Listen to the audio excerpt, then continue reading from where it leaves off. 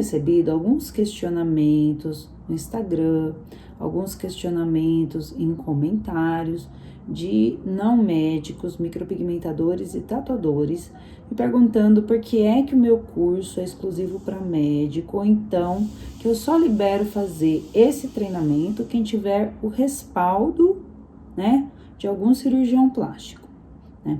As pessoas até assistiram meus vídeos, pelo que eu percebi, talvez não todos, porque eu até já abordei isso, mas hoje eu vou deixar bem claro porque é que eu me posiciono dessa forma. Eu defendo que a reconstrução de areola é um procedimento que deve ser realizado por um cirurgião plástico ou então por alguém muito ligado à equipe e que vai estar respaldado por um cirurgião plástico, tá?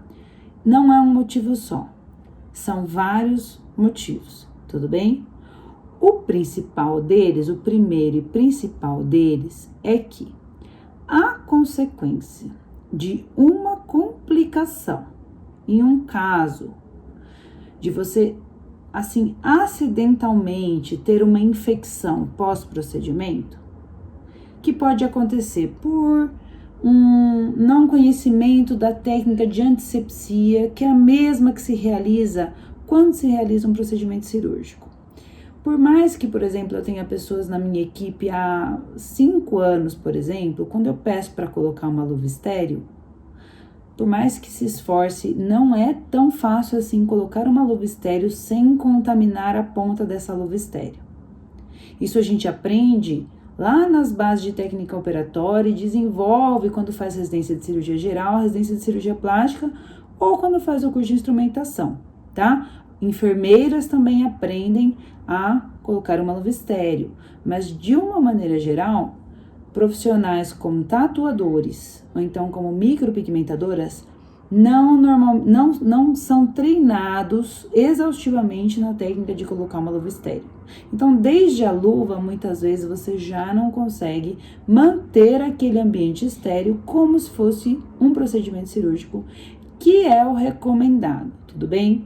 Então, vamos supor que essa pessoa, esse não médico, que não é ligado de maneira nenhuma a um cirurgião plástico que vai, por exemplo, orientá-lo se ele está fazendo esse procedimento de uma forma 100% estéril, né? Ocasionalmente, inocule uma bactéria ou algo que possa gerar um fungo, uma infecção nessa pigmentação, tudo bem? Quando isso ocorre, é necessário você entrar com antibiótico urgente. Você não pode esperar 2, 3 dias para entrar com antibiótico, tá? Eu, de rotina, prescrevo pomada antibiótica após o procedimento. Um tatuador ou uma micropigmentadora que não é ligada a um médico jamais poderia prescrever pomada com antibiótico, porque ela não faz uma receita médica para isso, tá? Uma enfermeira ligada ao médico pode pedir para o médico já deixar isto prescrito, certo? Então, você não entrou com uma pomada antibiótica no pós, você não pode ter uma conduta rápida no caso de ser identificada uma infecção, até porque um micropigmentador ou um tatuador não é treinado para identificar uma infecção, certo? Ele vai acabar fazendo o quê? Pedindo o paciente procurar um pronto-socorro. E se essa infecção progredir, a consequência disso é a perda da reconstrução, ou seja, todo o trabalho do cirurgião plástico jogado fora.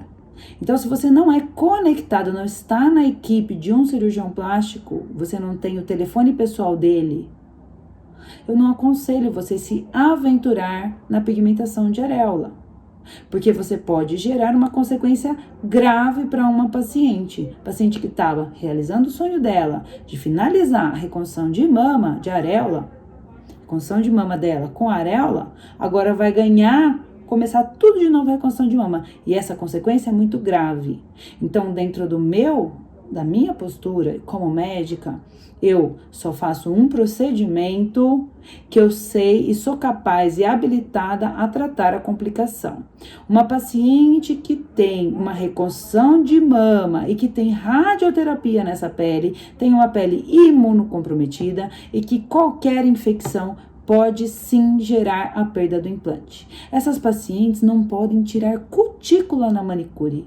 Calcule permitir que uma pessoa que não necessariamente tem formação para manter um procedimento estéril vai se aventurar a mexer nessa pele? Se ela tiver uma só complicação em uma só paciente, essa complicação vai ser muito grave.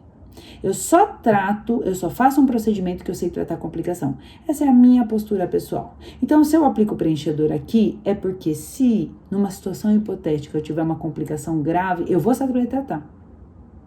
Se eu faço por exemplo, eu não aplico aquilo para queimar vasinho na perna, aquelas obstruções de vasinho que se fazia antigamente com glicose, eu até já aprendi a fazer com glicose, mas eu não faço nas pacientes, porque se eu tiver uma complicação vascular grave, eu não sou cirurgiã vascular para tratar, entendeu?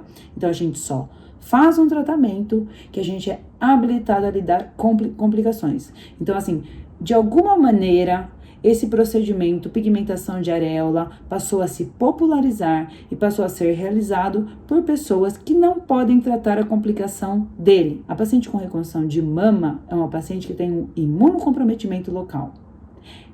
Lembrem disso, ela não pode tirar a cutícula da mão. Elas não podem mais tirar a cutícula, não podem mais fazer depilação. Por que vai poder uma pessoa que não tem conhecimento cirúrgico, de ambiente cirúrgico, perfurar a pele e inocular algo em uma região imunocomprometida? Me dê um bom motivo para uma paciente correr esse risco. E eu tô falando isso para vocês porque eu já presenciei 2 perdas de reconstrução em função de pessoas que se aventuraram em outubros rosas. Tudo bem? Aqui no Brasil, isso está um pouco solto, né? Só que quando acontece uma complicação grave como essa, você acha que a paciente vai para a micropigmentadora falar? Vai para o tatuador? Ai, tive uma complicação, como você vai resolver? Não, elas voltam para nós, cirurgiões plásticos, resolver. Vocês não ficam nem sabendo o que aconteceu a complicação. Então, a técnica que eu ensino é uma técnica um pouco mais profunda, é uma técnica que, se você fizer sem o conhecimento, sem tratar esse procedimento como se fosse uma cirurgia, você sim vai arriscar e vai falar que foi sob o meu respaldo. Então, eu não vou respaldar um procedimento para uma pessoa que não tem esse conhecimento cirúrgico, não tem o conhecimento de antisepsia, porque isso não é dado no curso. Porque isso tem que ter uma pessoa do lado olhando e falando assim, olha, é o seguinte, contaminou de novo, contaminou mais uma vez, tudo bem? Que até para cirurgião plástico que opera, que faz sempre esse procedimento, já é difícil. Às vezes eles se confundem, se contaminam sem perceber.